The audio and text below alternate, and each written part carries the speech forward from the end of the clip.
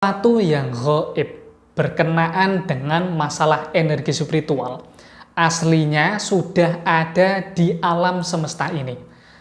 Kita tinggal melakukan beberapa langkah spiritual untuk memasukkan energinya ke dalam sebuah benda. Assalamualaikum warahmatullahi ta'ala wabarakatuh. Salam sejahtera bagi saudaraku semuanya. Salam dari saya, Kisah Perang Alam. Di kesempatan kali ini kita akan membahas mengenai cara memasukkan khodam dalam benda pusaka. Namun sebelum saya membahas akan hal ini, saya meminta waktu kepada saudaraku semuanya agar berkenan untuk menekan tombol subscribe serta aktifkan notifikasi lonceng yang ada di bagian samping. Karena insya Allah akan ada video yang bermanfaat lainnya.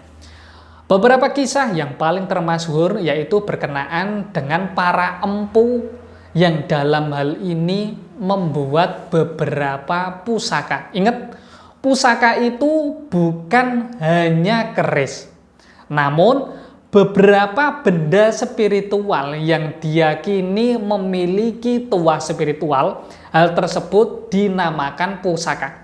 Jadi, jangan salah pemahaman jika ada para empu ataupun para pakar spiritual itu membuat pusaka berupa besi kuning ataupun berupa arca ataupun berupa ageman lainnya. Karena para empu ini memang sengaja memasukkan beberapa energi spiritual ke dalam sebuah benda. Dan benda tersebut disesuaikan dengan yoni ataupun energi yang ada di dalamnya. Kali ini kita membahas mengenai masalah keris terlebih dahulu. Ada beberapa keyakinan bahwasanya keris itu berasal dari batu meteor, yang mana batu meteor itu berasal dari luar angkasa. Kemudian dicampur dengan beberapa partikel ataupun bahan-bahan dasar lainnya yang ada di bumi. Makanya ketika bahan-bahan tersebut, antara bahan-bahan yang berasal dari meteor ataupun bahan-bahan yang berada di bumi ini, nanti ketika disatukan, pusaka ini ataupun keris ini mampu berdiri dengan seimbang. Karena hal tersebut merupakan sifat alamiah dari benda pusaka tersebut. Kemudian, selain itu, ketika para empu memasukkan beberapa energi spiritual, yang pertama dilakukan yaitu meminta petunjuk kepada Sang Hyang Sejati, meminta arahan mengenai energi spiritual yang disediakan sama Sang Hyang Sejati. Kemudian beliau ini untuk mengambil pusaka tersebut, beliau melakukan beberapa tirakat. Salah satunya berkenaan dengan masalah tirakat puasa. Setelah melakukan tirakat puasa, nanti kemudian mengumpulkan beberapa bahan yang akan digunakan untuk memasukkan energi tersebut. Kemudian dicari hari baiknya. Kemudian setelah itu baru dilakukan proses pembuatan pusaka ataupun keris. Kemudian berkenaan dengan masalah jimat ataupun raja yang saat ini kita temui. Bagaimana tata cara untuk membuatnya, Kang? Yang pertama, untuk membuat raja tersebut bukan hanya ditulis, namun memang harus melakukan beberapa tirakat untuk meminta petunjuk terlebih dahulu. Setelah itu, untuk menulis raja juga diperlukan beberapa tinta khusus, minyak khusus yang sudah melalui proses spiritual.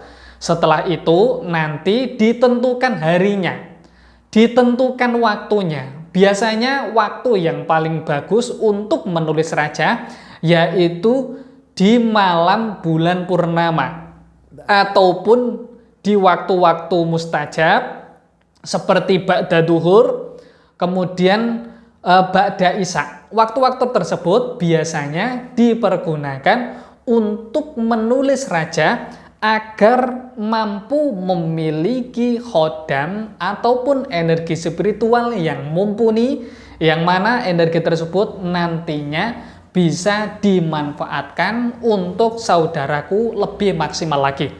Namun ada beberapa kisah yang menyatakan bahwasanya beberapa pusaka ini secara gaib di alam gaib itu memang sudah ada. Pusaka-pusaka tersebut memang tersimpan di alamnya. Salah satu kisah yang menyatakan akan hal tersebut berkenaan dengan masalah wesi kuning. Kalau wesi kuning, ada beberapa kisah yang menyatakan bahwasanya di alam gaib tersebut memang sudah ada tempatnya. Kemudian melakukan beberapa tirakat untuk menariknya, mengambilnya di alam nyata ataupun di alam kita, di alam manusia, bukan di alam jin lagi. Kemudian setelah ditarik ke alam manusia, melakukan beberapa penyelarasan energi agar nantinya energi tersebut bisa dimanfaatkan untuk saudaraku semuanya. Demikian penjelasan kali ini berkenaan dengan masalah cara memasukkan khodam dalam benda pusaka.